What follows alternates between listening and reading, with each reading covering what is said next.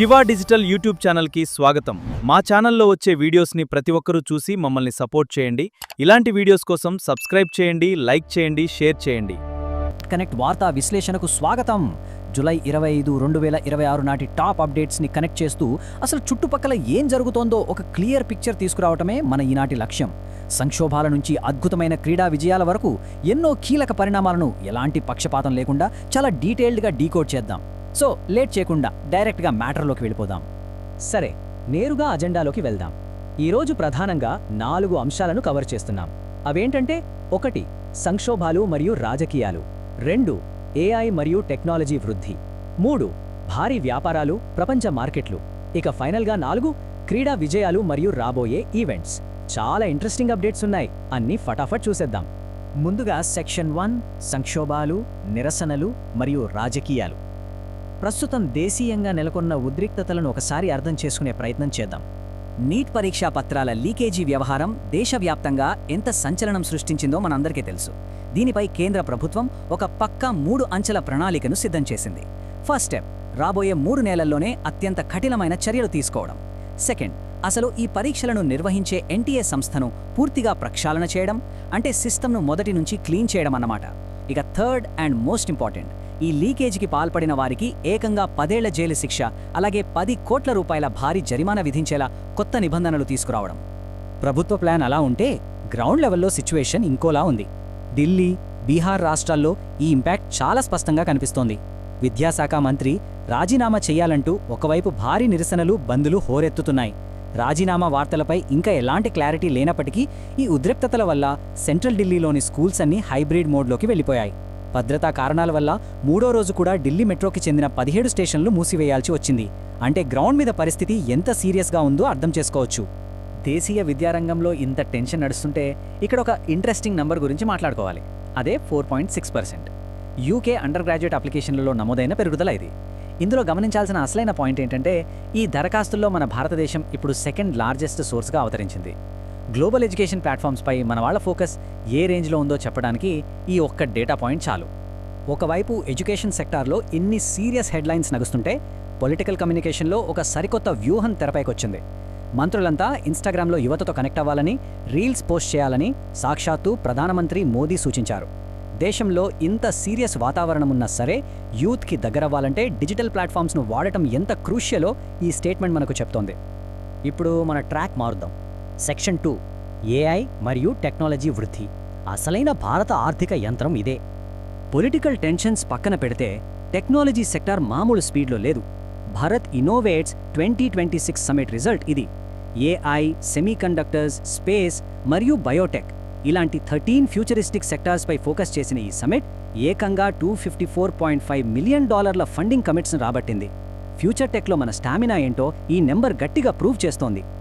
National level tech updates లోకల్గా ఎలాంటి economic Boost ఇస్తున్నాయో ఈ టేబుల్ చూస్తే అర్థమవుతుంది.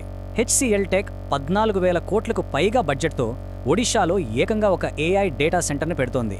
అటు ప్రైవేట్ స్పేస్ సెక్టర్ ఏకంగా $618 మిలియన్ ఇన్వెస్ట్మెంట్స్ను క్రాస్ చేసింది. ఇక బెంగళూరులో జరిగిన భారీ GCC సమ్మిట్ గురించి ప్రత్యేకంగా చెప్పాల్సిన పనే లేదు. దానికి తోడు JP Morgan దేశవ్యాప్తంగా దాదాపు 1000 మంది టెక్ ప్రొఫెషనల్స్ను రిక్రూట్ చేసుకోబోతోంది. టెక్ బూమ్ అంటే ఇదే కదా. ఇక AI హార్డ్వేర్ స్పేస్లో అయితే ఫైట్ పీక్స్కి చేరింది. ఎన్విడియా మార్కెట్ను ఎలా ఏలుతోందో మనకు తెలుసు. కానీ ఇప్పుడు ఆధిపత్యానికి నేరుగా చెక్ పెట్టేలా AMD తమ సరికొత్త హీలియోస్ AI ర్యాక్ స్కేల్ సిస్టమ్ను బరిలోకి దించింది. రాబోయే రోజుల్లో AI మార్కెట్లో ఈ 2 దిగ్గజాల మధ్య వార్ నెక్స్ట్ లెవెల్లో ఉండబోతోంది అనడంలో ఎలాంటి డౌట్ లేదు. ఇప్పుడు గ్లోబల్ టెక్ అప్డేట్స్ను ఒక్కసారి ఫటాఫట్ చూసేద్దాం. ఆంథ్రోపిక్ తమ క్లాడ్ వాయిస్ మోడ్ను మరింత ఎక్స్పాండ్ చేసింది. గూగుల్ అయితే లాగిన్ సెక్యూరిటీ కోసం ఏకంగా సెల్ఫీ వీడియో అథెంటికేషన్ను తీసుకొచ్చింది. అటు స్పేస్లో చూస్తే నాసా తమ ఆర్టెమిస్ 3 మిషన్ కోసం SpaceX, బ్లూ ఆరిజిన్ మూన్ ల్యాండర్లను సీరియస్గా టెస్ట్ చేస్తోంది. అలాగే బిజినెస్ నెక్స్ అనే కంపెనీ AI బ్యాంకింగ్ సేవల కోసం $40 మిలియన్ సేకరించింది. లిటరల్గా టెక్ వరల్డ్ పరుగులు పెడుతుంది. ఇక్కడ నుండి సెక్షన్ 3లోకి అడుగు పెడదాం. భారీ వ్యాపారాలు, ప్రపంచ మార్కెట్లు, అలాగే వస్తున్న కొత్త మార్పుల గురించి మాట్లాడుకుందాం.